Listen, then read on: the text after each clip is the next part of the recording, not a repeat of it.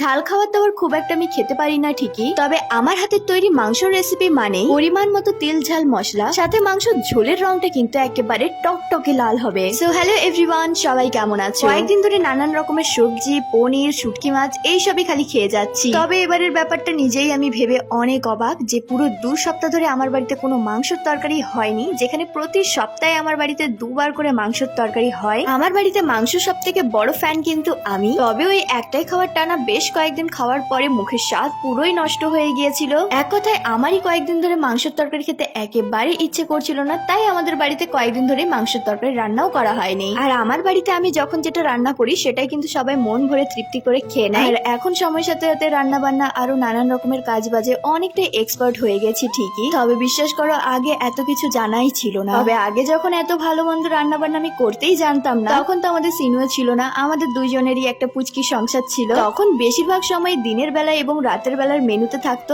আলু সেদ্ধ ডাল ভাত, যেটা আমার সবসময় পছন্দ হতো না ঠিকই, তবে আমার হাজবেন্ড সেই খাবারটাই খাওয়ার সময় এমন একটা আভাব করতো যেন সে অমৃত খাচ্ছে। তবে সেই সময় আমার হাজবেন্ডের সাথে সাথে আরো একজন ছিলেন যিনি সবসময় আমাকে বলতেন যে বৌমা, আজ তোমাকে যারা যারা ভুল বলছে, যারা তোমার প্রতিটি কাজের ভুল ধরছে, যারা তোমাকে জনে জনে প্রতিটি মানুষের কাছে অপমান করে ছোট করার চেষ্টা করছে, একদিন তাদের থেকেও তুমি সবকিছু খুব ভালোভাবে গুছিয়ে নিতে পারবে। এক কথায় সেই মানুষটা কোনো সময় বলতো না ঠিক, তবে তার আচার আচরণে, কথাবার্তা এবং ভালো ব্যবহারে, স্নেহ ও ভালোবাসায় প্রমাণ করে দিয়েছিলেন যে ওইসব খারাপ মানুষদের মতো উনি না, শুধুমাত্র পরিস্থিতি রূপে কিছু মানুষ ওনাকে নাচাতো। প্রথমের দিকে আমার প্রতিটি দুঃখের সময় সে আমাকে অনেক বোঝাতো এবং আজকের দিনে দাঁড়িয়ে ওনার বলা কথার সাথে নিজের জীবনের অনেক মিল খুঁজে পায়। সত্যি আমাকে একদিন যারা খারাপ বলেছিল, যারা বদনাম করার চেষ্টা করেছিল, আজ তারাই তাদের কুকর্মের কারণে তাদের পরিবার এবং প্রতিবেশীর প্রতিটি মানুষ আজকের দিনে বুঝে গেছে যে তারা আসলে কতটা খারাপ। নিজেদের সুখ ও লোভের জন্য এরা যে ঠিক কতখানি নিচে নামতে পারে তার প্রমাণ তারাই দিয়েছে আজ জনে জনে মানুষের কাছে। আমি ছোট বড় কাউকে অসম্মান করতে চাই না এবং দুটো ভালো মন্দ কথা বলার আগে অন্তত 2 বার ভেবে নিই। তবে এ কথাও তো সত্য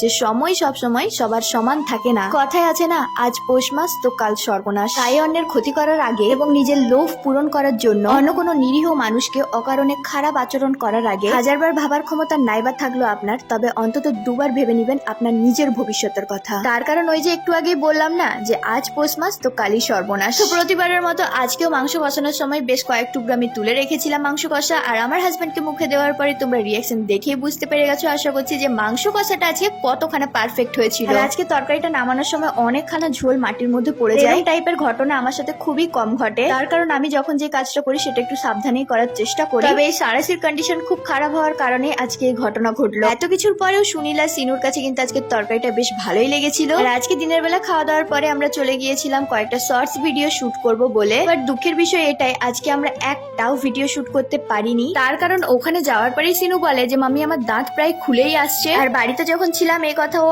একবারও বলেনি আমাদের। সিনু আমাকে বলার পরে আমি অনেক চেষ্টা করেছিলাম এই দাঁতটা ভাঙার, তবে আমি কোনোভাবেই পারছিলাম না দেখে সুনীলকে বললাম একবার ট্রাই করতে। তার একবার ট্রাই করাতেই সিনুর দাঁত খুলে সোজা চলে গেছে সুনীলের হাতে। এরপরে সিনুর লাফালাফি দেখে আমি অনেকটা অবাক হয়ে গিয়েছিলাম, ভাবছিলাম ও হয়তো দুঃখে এরম লাফালাফি করছে। পরে ওর থেকে জানতে পারি ও নাকি আজকে দিনের বেলা চিকেন লেগ পিসটা খেতে পারেনি শুধু এই দাঁতের কারণে, তাই নাকি এই দাঁতটা পড়ে যাওয়ার কারণে ও অনেকটাই হ্যাপি। যাই হোক, আজকে সিনুর কারণে ভিডিও শেষটা একটু ফানি হয়ে গেল, তাই না? আর আমার ভিডিওগুলো যদি সত্যি তোমরা অনেক বেশি পছন্দ করে থাকো তাহলে প্লিজ তোমরা একটা করে শেয়ার করে দিও। সাথে আমার পেজটাকে এখনো তোমরা যারা যারা ফলো করোনি প্লিজ ফলো করে দাও। তোমরা কে কোথা থেকে ভিডিওটা দেখছো এখন সেটা কমেন্ট বক্সে জানাতে কিন্তু কেউ ভুলো না। আজকের মতো বিদায় নিচ্ছি, দেখা হচ্ছে খুবই তাড়াতাড়ি নতুন একটা ভিডিওতে। ততক্ষণ সবাই ভালো থেকো।